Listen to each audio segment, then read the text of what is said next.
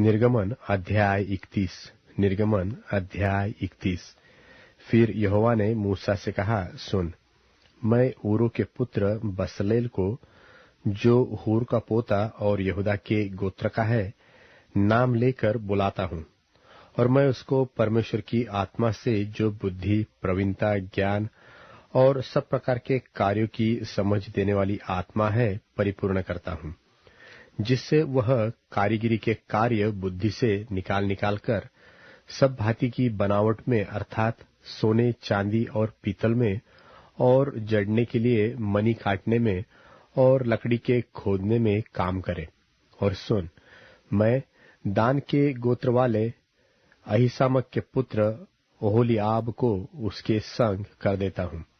वरन जितने बुद्धिमान हैं उन सबों के हृदय में मैं बुद्धि देता हूँ, जिससे जितनी वस्तुओं की आज्ञा मैंने तुझे दी है उन सबों को वे बनाए, अर्थात मिलाप वाला तंबू, साक्षी पत्र का संदूक और उस पर का प्रायश्चित वाला ढकना, और तंबू का सारा सामान और सामान सहित मेज और सारा सामान समेत चोखे सोने की दीवट और धूप वेदी और सारे सामान सहित होम वेदी और पाए समेत हौदी और काढ़े हुए वस्त्र और हारून याजक के याजक वाले काम के पवित्र वस्त्र और उसके पुत्रों के वस्त्र और अभिषेक का तेल और पवित्र स्थान के लिए सुगंधित धूप, इन सबों को वे उन सब आज्ञाओं के अनुसार बनाए जो मैंने तुझे दी है। फिर यहोवा ने मूसा से कहा, तू इस्राएलियों से यह भी कहना कि निश्चय तुम मेरे विश्राम दिनों को मानना, क्योंकि तुम्हारी पीढ़ी पीढ़ी में मेरे और तुम लोगों के बीच यह एक चिन्ह ठहरा है, जिससे तुम यह बात जान रखो कि यहोवा हमारा पवित्र करनेहारा है। इस कारण तुम विश्राम दिन को मानना, क्योंकि वह तुम्हारे लिए पवित्र ठहरा है। जो उसको अपवित्र करे वह निश्चय मार डाला जाए। जो कोई उस दिन में कुछ कामकाज करे वह प्राणी अपने लोगों के बीच से नाश किया जाए। 6 दिन तो कामकाज किया जाए, पर 7वां दिन परम पवित्र का दिन और यहोवा के लिए पवित्र है। इसलिए जो कोई विश्राम के दिन में कुछ कामकाज करे वह निश्चय मार डाला जाए। सो इस्राएली विश्राम दिन को माना करे, वरन पीढ़ी पीढ़ी में उसको सदा की वाचा का विषय जानकर माना करे।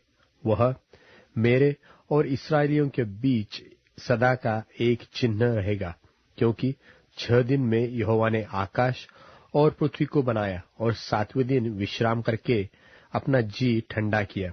जब परमेश्वर मूसा से सीनै पर्वत पर ऐसी बातें कर चुका, तब उसने उसको अपनी उंगली से लिखी हुई साक्षी देने वाली पत्थर की 2 तखियां दी।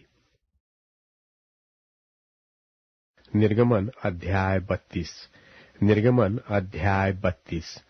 जब लोगों ने देखा कि मूसा को पर्वत से उतरने में विलंब हो रहा है, तब वे हारून के पास इकट्ठे होकर कहने लगे, अब हमारे लिए देवता बना, जो हमारे आगे आगे चले, क्योंकि उस पुरुष मूसा को जो हमें मिस्र देश से निकाल ले आया है, हम नहीं जानते कि उसे क्या हुआ। हारून ने उनसे कहा, तुम्हारी स्त्रियों और बेटे बेटियों के कानों में सोने की जो बालियां हैं उन्हें तोड़कर उतारो और मेरे पास ले आओ। तब सब लोगों ने उनके कानों से सोने की बालियों को तोड़कर उतारा और हारून के पास ले आए, और हारून ने उन्हें उनके हाथ से लिया और एक बछड़ा ढालकर बनाया और टांकी से गढ़ा। तब वे कहने लगे कि हे इस्राएल, तेरा परमेश्वर जो तुझे मिस्र देश से छुड़ा लाया है वह यही है। यह देख के हारून ने उनके आगे एक वेदी बनवाई और यह प्रचार किया कि कल यहोवा के लिए पर्व होगा। और दूसरे दिन लोगों ने तड़के उठकर होम बलि चढ़ाए और मेल बलि ले आए। फिर बैठकर खाया पिया और उठकर खेलने लगे। तब यहोवा ने मूसा से कहा, नीचे उतर जा, क्योंकि तेरी प्रजा के लोग जिन्हें तू मिस्र देश से निकाल ले आया है सो बिगड़ गए हैं, और जिस मार्ग पर चलने की आज्ञा मैंने उनको दी थी उसको झटपट तोड़कर उन्होंने एक बछड़ा ढालकर बना लिया। फिर उसको दंडवत किया और उसके लिए बलिदान भी चढ़ाया और यह कहा है कि हे इस्राएलियों, तुम्हारा परमेश्वर जो तुम्हें मिस्र देश से छुड़ा ले आया है वह यही है। फिर यहोवा ने मूसा से कहा, मैंने इन लोगों को देखा और सुन, वे हठीले हैं।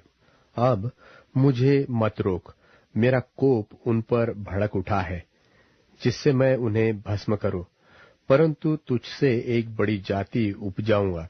तब मूसा अपने परमेश्वर यहोवा को यह कह के मनाने लगा कि हे यहोवा, तेरा कोप अपनी प्रजा पर क्यों भड़का है, जिसे तू बड़े सामर्थ और बलवंत हाथ के द्वारा मिस्र देश से निकाल लाया है।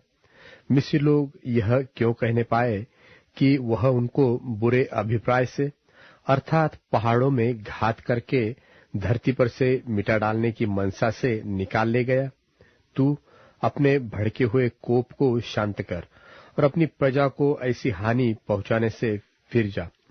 अपने दास इब्राहिम, इसहाक, याकूब को स्मरण कर, जिससे तूने अपनी ही क्रिया खाकर यह कहा था कि मैं तुम्हारे वंश को आकाश के तारों के तुल्य बहुत करूंगा और यह सारा देश जिसकी मैंने चर्चा की है तुम्हारे वंश को दूंगा कि वह उनके अधिकारी सदैव बने रहे। तब यहोवा अपनी प्रजा की हानि करने से जो उसने कहा था पछताया। तब मूसा फिरकर साक्षी की 2 तकियों को हाथ में लिए हुए पहाड़ से उतर गया। तब तकियों के तो इधर और उधर दोनों अलंगों पर कुछ लिखा हुआ था और वे तकिया परमेश्वर की बनाई हुई थी और उन पर जो खोद कर लिखा हुआ था वह परमेश्वर का लिखा हुआ था। जब यहोशू को लोगों के कोलाहल का शब्द सुनाई पड़ा तब उसने मूसा से कहा, छावनी से लड़ाई का शब्द सुनाई पड़ता है। उसने कहा, वह जो शब्द है वह न तो जीतने वालों का है और न हारने वालों का, मुझे तो गाने का शब्द सुन पड़ता है। छावनी के पास आते ही मूसा को वह बछड़ा और नाचना देख पड़ा। तब मूसा का कोप भड़क उठा और उसने तकियों को अपने हाथों से पर्वत के नीचे पटक कर तोड़ डाला। तब उसने उनके बनाए हुए बछड़े को लेकर आग में डाल के फूंक दिया और पीसकर चूर चूर कर डाला और जल के ऊपर फेंक दिया और इस्राएलियों को उसे पिलवाया। तब मूसा हारून से कहने लगा, उन लोगों ने तुझसे क्या किया कि तूने उनको इतने बड़े पाप में फंसाया? हारून ने उत्तर दिया, मेरे प्रभु का कोप न भड़के। तू तो उन लोगों को जानता ही है कि वे बुराई में मन लगाए रहते हैं और उन्होंने मुझसे कहा कि हमारे लिए देवता बनवा जो हमारे आगे आगे चले, क्योंकि उस पुरुष मूसा को जो हमें मिस्र देश से छुड़ा लाया है हम नहीं जानते कि उसे क्या हुआ।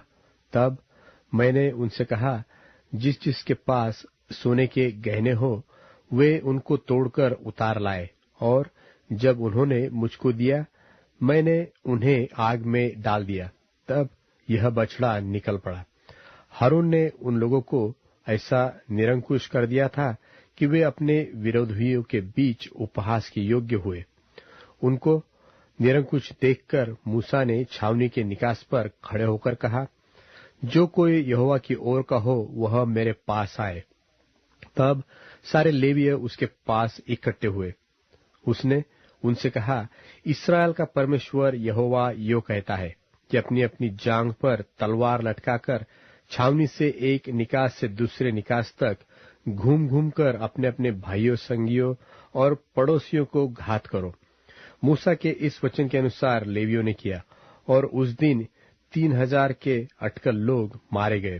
फिर मूसा ने कहा, आज के दिन यहोवा के लिए अपना याजक पद का संस्कार करो, वरन अपने अपने बेटों और भाइयों के भी विरुद्ध होकर ऐसा करो जिससे वह आज तुमको आशीष दे।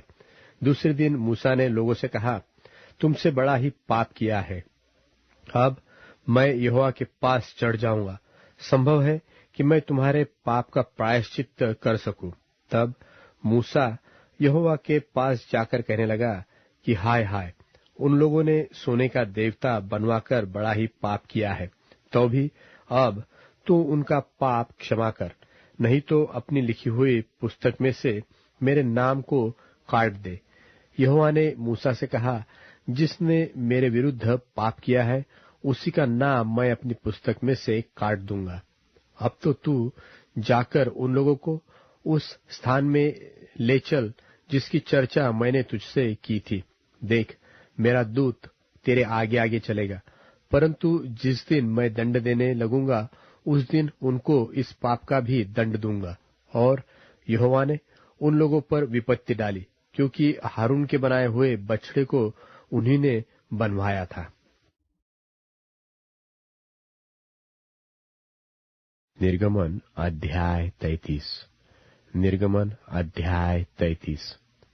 फिर यहोवा ने मूसा से कहा, तू उन लोगों को जिन्हें मिस्र देश से छुड़ा लाया है संग लेकर उस देश को जा, जिसके विषय मैंने इब्राहिम, इसहाक और याकूब से शपथ खाकर कहा था कि मैं उसे तुम्हारे वंश को दूंगा। और मैं तेरे आगे आगे एक दूत को भेजूंगा और कनानी, एमोरी, हित्ती, परिज्जी, हिव्वी, यबूसी लोगों को बरबस निकाल दूंगा। तुम लोग उस देश को जाओ जिसमें दूध और मधु की धारा बहती है, परंतु तुम हठीले हो, इस कारण मैं तुम्हारे बीच में होके न चलूंगा। ऐसा न हो कि मैं मार्ग में तुम्हारा अंत कर डालूं। यह बुरा समाचार सुनकर वे लोग विलाप करने लगे, और कोई अपने गहने पहने हुए न रहा, क्योंकि यहोवा ने मूसा से कह दिया था कि इस्राएलियों को मेरा यह वचन सुना कि तुम लोग तो हठीले हो। जो मैं पल भर के लिए तुम्हारे बीच होकर चलूं तो तुम्हारा अंत कर डालूंगा। इसलिए अब अपने अपने गहने अपने अंगों से उतार दो कि मैं जानूं कि तुम्हारे साथ क्या करना चाहिए। तब इस्राएली होरेब पर्वत से लेकर आगे को अपने गहने उतारे रहे। मूसा तंबू को छावनी से बाहर बरन दूर खड़ा कराया करता था और उसको मिलाप वाला तंबू कहता था। और जो कोई यहोवा को ढूंढता वह उस मिलाप वाले तंबू के पास जो छावनी के बाहर था निकल जाता था। और जब जब मूसा तंबू के पास जाता तब तब सब लोग उठकर अपने डेरे के द्वार पर खड़े हो जाते, और जब तक मूसा उस तंबू में प्रवेश न करता था तब तक उसकी ओर ताकते रहते थे। और जब मूसा उस तंबू में प्रवेश करता था तब बादल का खंबा उतर के तंबू के द्वार पर ठहर जाता था, और यहोवा मूसा से बातें करने लगता था। और सब लोग जब बादल के खंबे को तंबू के द्वार पर ठहरा देखते थे तब उठकर अपने अपने डेरे के द्वार पर से दंडवत करते थे। और यहोवा मूसा से इस प्रकार आमने सामने बातें करता था, जिस प्रकार कोई अपने भाई से बातें करे। और मूसा तो छावनी में फिर आता था, पर यहोशू नाम एक जवान जो नून का पुत्र और मूसा का टहलुआ था वह तंबू में से न निकलता था। और मूसा ने यहोवा से कहा, सुन, तू मुझसे कहता है कि इन लोगों को ले चल, परंतु यह नहीं बताया कि तू मेरे संग किसको भेजेगा। तो भी तूने कहा है कि तेरा नाम मेरे चित्त में बसा है और तुझ पर मेरे अनुग्रह की दृष्टि है। और अब यदि मुझ पर तेरे अनुग्रह की दृष्टि हो तो मुझे अपनी गति समझा दे, जिससे जब मैं तेरा ज्ञान पाऊं तब तेरे अनुग्रह की दृष्टि मुझ पर बनी रहे। फिर इसकी भी सुधि कर कि यह जाति तेरी प्रजा है। यहोवा ने कहा, मैं आप चलूंगा और तुझे विश्राम दूंगा। उसने उससे कहा, यदि तू आप न चले तो हमें यहाँ से आगे न ले जा। यह कैसे जाना जाए कि तेरे अनुग्रह की दृष्टि मुझ पर और अपनी प्रजा पर है? क्या इससे नहीं कि तू हमारे संग संग चले, जिससे मैं और मेरी प्रजा के लोग पृथ्वी भर के सब लोगों से अलग ठहरे? यहोवा ने मूसा से कहा, मैं यह काम भी जिसकी चर्चा तूने की है करूंगा, क्योंकि मेरे अनुग्रह की दृष्टि तुझ पर है और तेरा नाम मेरे चित्त में बसा है। उसने कहा, मुझे अपना तेज दिखा दे। उसने कहा, मैं तेरे सन्मुख होकर चलते हुए तुझे अपनी सारी भलाई दिखाऊंगा और तेरे सन्मुख यहोवा नाम का प्रचार करूंगा। और जिस पर मैं अनुग्रह करना चाहूं उसी पर अनुग्रह करूंगा और जिस पर दया करना चाहूं उसी पर दया करूंगा। फिर उसने कहा, तू मेरे मुख का दर्शन नहीं कर सकता, क्योंकि मनुष्य मेरे मुख का दर्शन करके जीवित नहीं रह सकता। फिर यहोवा ने कहा, सुन, मेरे पास एक स्थान है, तू उस चट्टान पर खड़ा हो और जब तक मेरा तेज तेरे सामने होके चलता रहे तब तक मैं तुझे चट्टान के दरार में रखूंगा, और जब तक मैं तेरे सामने होकर न निकल जाऊं तब तक अपने हाथ से तुझे ढांपे रहूंगा। फिर मैं अपना हाथ उठा लूंगा, तब तू मेरी पीठ का तो दर्शन पाएगा, परंतु मेरे मुख का दर्शन नहीं मिलेगा।